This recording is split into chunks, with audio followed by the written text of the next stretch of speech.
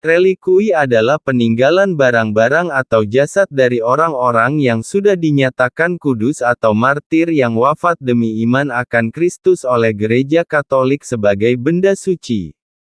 Kata relikui diambil dari bahasa Latin, reliquiae, yang berarti peninggalan.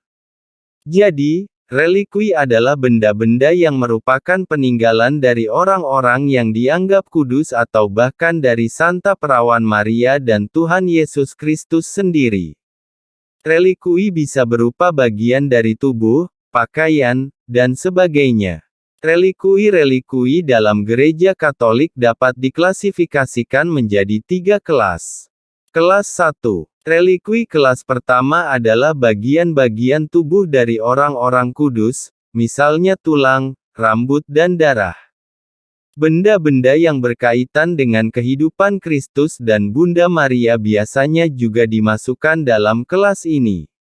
Kelas 2. Relikui kelas kedua adalah benda-benda yang berkaitan dengan orang-orang kudus selama mereka masih hidup di dunia, misalnya pakaian dan benda-benda rohani.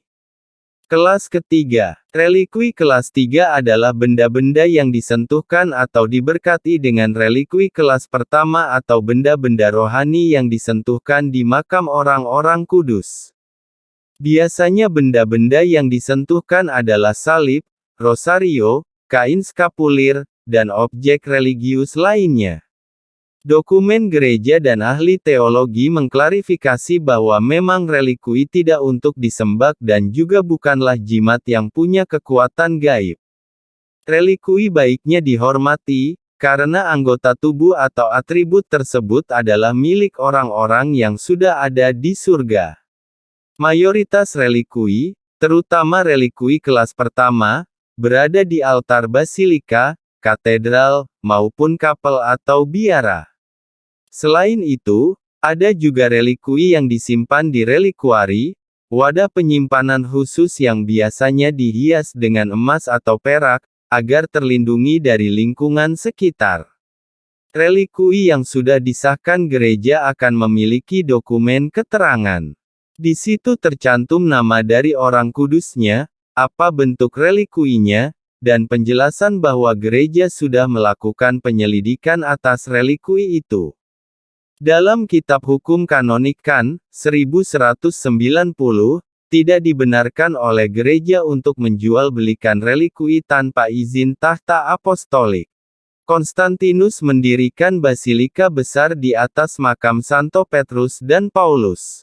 Pentingnya relikui dalam doktrin iman Katolik. Keyakinan akan kehidupan abadi bagi mereka yang telah mengikuti ajarannya secara penuh di bumi ini. Kebenaran akan adanya kebangkitan bagi semua orang.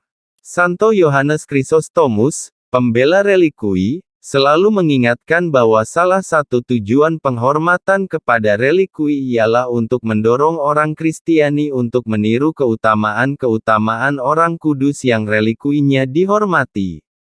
Allah menggunakan sarana duniawi ini untuk menyalurkan rahmat-Nya berkat doa gereja. Mengapa gereja menghormati relikui para kudus? Sejak pembaptisan tubuh kita menjadi bait Allah. Artinya, tempat di mana Allah berdiam. Selama hidupnya, para kudus telah berjuang untuk mengasihi Tuhan hingga akhirnya mereka bersatu dengan Tuhan di surga. Kita diajak untuk meneladani kehidupan mereka yang kudus dan menghormati jiwa mereka yang sudah mulia di surga. Maka tidak bertentangan, jika kita turut menghormati tubuh mereka yang masih ada di dunia ini, sebab nantinya tubuh ini akan disatukan kembali dengan jiwa mereka dan akan dimuliakan dalam kebangkitan orang mati di akhir zaman. Perlu kita ingat bahwa penghormatan pada relikui bukan berarti kita menyembah berhala dan menduakan Tuhan. Justru dengan kehadiran relikui, kita diingatkan bahwa teladan kesucian para kudus itu bisa kita ikuti, karena melalui relikui kita diingatkan bahwa para kudus adalah manusia biasa seperti kita.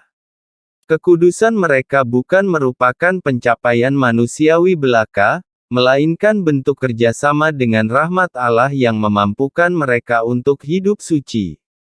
Dengan pengertian ini, penghormatan kita pada relikwi akan menghantar kita pada penghayatan misteri Allah yang lebih mendalam. Adakah dasar kitab suci mengenai relikwi? Penghormatan terhadap relikwi bukanlah sebuah cerita karangan gereja Katolik semata. Apa yang diajarkan dalam gereja Katolik selalu memiliki dasar yang jelas, demikian pula dengan penggunaan serta penghormatan terhadap relikwi.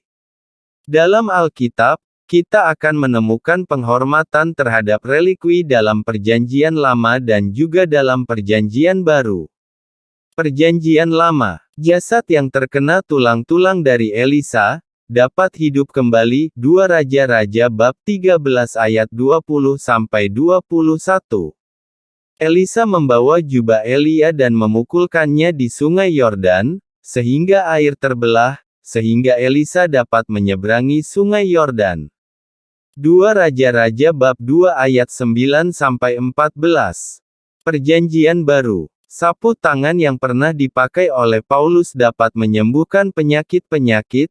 Kisah Para Rasul bab 19 ayat 11-12.